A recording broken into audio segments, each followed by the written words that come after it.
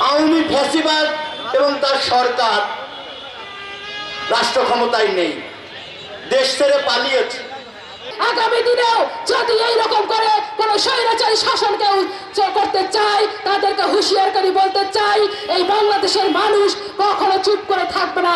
আমরা দেখেছি যে বারবারই কিন্তু এই লড়াই সংগ্রামের মধ্য দিয়ে ক্ষমতার হাত বদল হয়, কিন্তু মানুষের যে ভাগ্যের পরিবর্তন সেটা হয় না। অসংখ্য খুন, ধর্ষণ, নির্যাতন, নিপীড়নের কথা বলা যাবে যেখানে আমরা বিচার পাইনি। গাউসিয়ার জামে মসজিদে ঢাকা নায়েবে মুহতামিম চিন্তাবিদ বাংলাদেশের সমাজতান্ত্রিক দল বাসদ এবং বাম গণতান্ত্রিক জোটের অন্যতম অংশগ্রহণের মধ্য দিয়ে এই ফ্যাসিস্ট সরকারের পতন হয়েছে।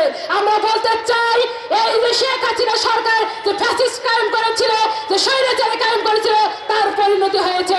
আমরা বলতে চাই, আগামী দিনেও যদি এইরকম করে কোন স্বৈরাচারী শাসন কেউ করতে চায়, তাদেরকে হুঁশিয়ার করে বলতে চাই, এই বাংলাদেশের মানুষ কখনো চুপ করে থাকবে না।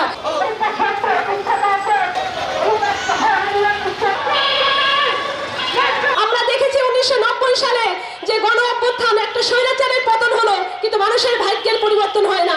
আমরা দেখেছি যে বারবারই কিন্তু এই লড়াই সংগ্রামের মধ্য দিয়ে ক্ষমতার হাত বদল হয়, কিন্তু মানুষের যে ভাগ্যের পরিবর্তন সেটা হয় না।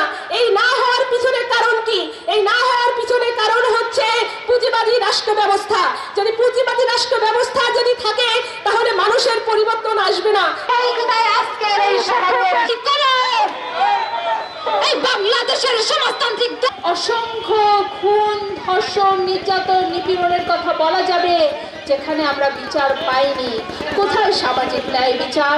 তাহলে একটা দেশ মুক্তিযুদ্ধের মধ্য দিয়ে যে ঘোষণা দিল সাম্যের, মানবিক মর্যাদার, সামাজিক ন্যায় বিচারের, মুক্তিযুদ্ধের 53 বছর পরে এসেও আমরা সেখানে দেখলাম বৈষম্যের পাহাড়, মানবিক মর্যাদা মুখ থুবড়ে পড়েছে, সামাজিক ন্যায় বিচার প্রশ্নবিদ্ধ হয়ে গেছে। গাউসিয়ার জামে মসজিদে ঢাকা নায়েবে মুহতামিম চিন্তাবিদ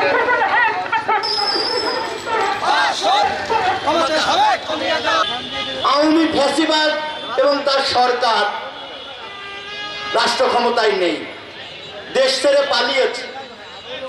কেউ দেশের মধ্যে পালিয়ে আছে,